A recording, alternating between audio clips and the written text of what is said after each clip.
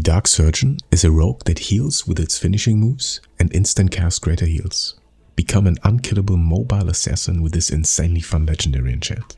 Welcome to my updated Dark Surgeon PvP guide for Project Ascension's free pick Area 52 server. I will start with the very basics of the build in the beginning.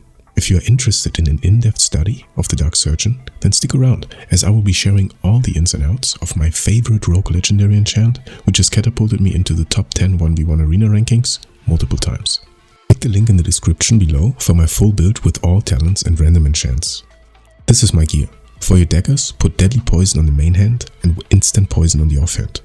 For your basic rotation, build up combo points as quickly as possible with Mutilate, or use Holy Nova Dark Transfusion if you need energy.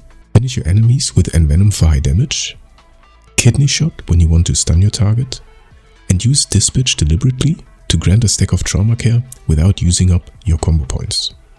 After each 5 combo point dispatch and envenom, you will trigger a small AoE heal on yourself and your allies, and also gain 1 stack of trauma care. When you reach 2 stacks of trauma care, you will be able to use an empowered greater heal instantly. If you want to understand this massively fun playstyle in depth and my thoughts after having played around with it for a while and improving on my last iteration of the build, we will now move on to the advanced Dark Surgeon tips and tricks. As with any PvP game, you want to take the least amount of damage as possible whilst doing the most amount of damage as possible. However you do that is highly situational, but the general game plan is to engage whenever you have your crowd control cooldowns up, so Kidney Shot, Psychic Horror and Psychic Scream, then kite your opponent with Sprint and Hazardous Escape, and your Ghost Wolf ability. Optimally, you want to heal up whenever your enemy can't hit you and you don't lose out on damage doing it. For example, whenever your opponent is feared, it is very efficient for you to use Desperate Prayer and your instant greater heal, because if you would damage your opponent, you would break the fear, and your enemy is then free to damage you again. Now you have to use your healing spells whilst the enemy is hitting you, and you are losing out on using damaging abilities, because you have to heal yourself, so think efficient. My kit is very versatile, so it offers you a great chance at beating almost every spec in the game if you play well and efficient. However, melees will run you down if you don't play smart, because they deal more damage than you, whilst also often using abilities such as Last Stand and Guardian Spirit, giving them an effectively much higher health pool than yourself. And your heals will heal you for less in combat most of the time in PvP because of Mortal Strike effects, which reduce healing received. Keep your Shamanistic Rage up all the time, as it will not only grant you back mandatory mana, but with my build it will decrease the damage you take by 10% and also increase your nature damage by 9%. For your energy management, you will have to use Holy Nova Dark Transfusion sometimes.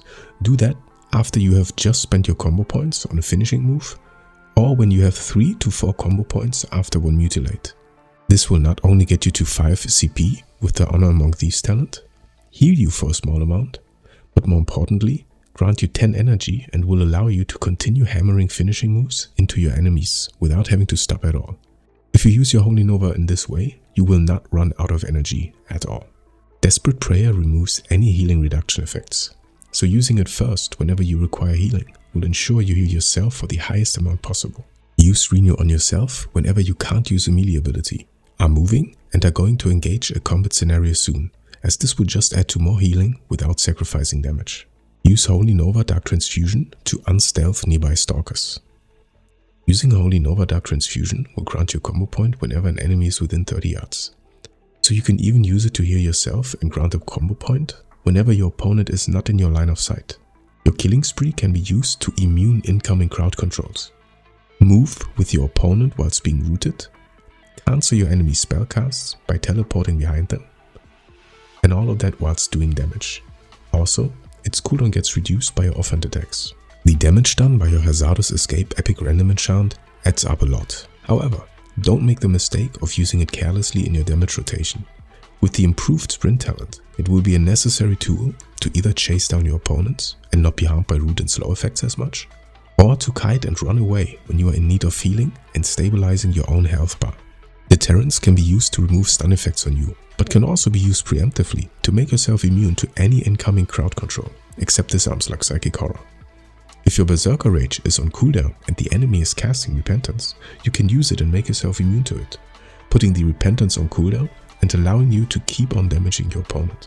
Shadow Step will have its cooldown reduced by 5 seconds if you can use it out of combat. This will increase your uptime on casters immensely and help you with kiting your enemies. Using Shadow Word Death before a crowd control, which will break on damage like Repentance, is cast on you, will result in you removing that crowd control.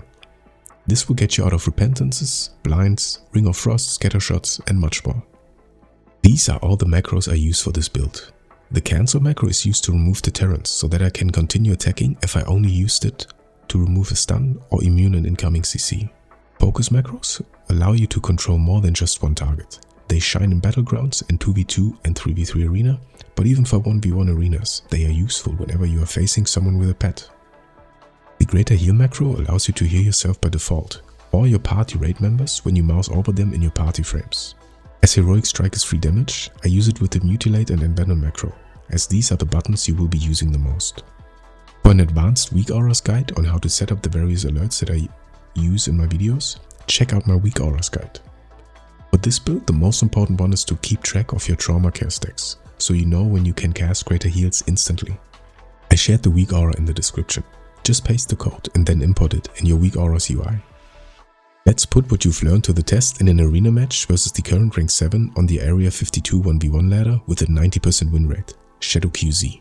First to note is that by killing the pet of a pet build without losing too many of your own resources, which you do by resetting the game, will put you at an immediate advantage. There are a few things going on here on this first brawl. The important thing for you is to take note of the enemy's CCs and CC breaks that they use. In this we see him using PvP Trinket and Hand of Protection, which is a 5-minute cooldown. Notice how while he is feared, I apply Renewed on myself and damage his pet. This way he will stay CC'd for the full duration, whilst I myself take the least damage amount possible and still get great value. See how I'm LOSing or staying out of line of sight of my enemy, so that he can't use his abilities on me? That is because I want my Psychic Scream and Kidney Shot to come off cooldown. Remember the focus macro I showed you? Take a look at my focus frame to the right. I damage his pet and still kick his Howl of Terror, Fear. Veterans are all too familiar with this, and it is noteworthy for them. But for beginners, it is an important mechanic to learn. Notice how when he disarms me, I immediately use Holy Nova, Dark Transfusion and Renew on myself, as I am locked out of using Mutilate or Envenom.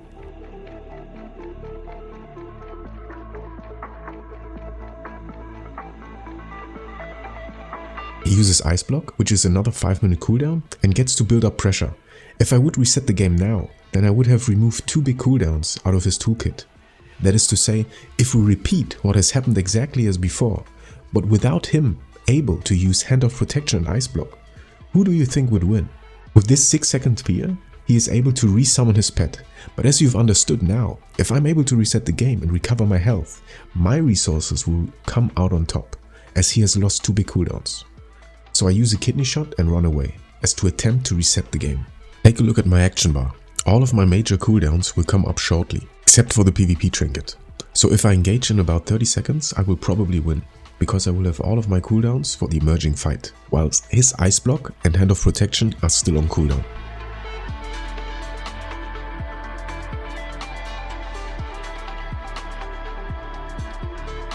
Now, we just need to repeat what we've done before and apply all the tips you've learned from this Dark Surgeon PvP guide. If this has been of value to you, let me know and have a good one. Peace.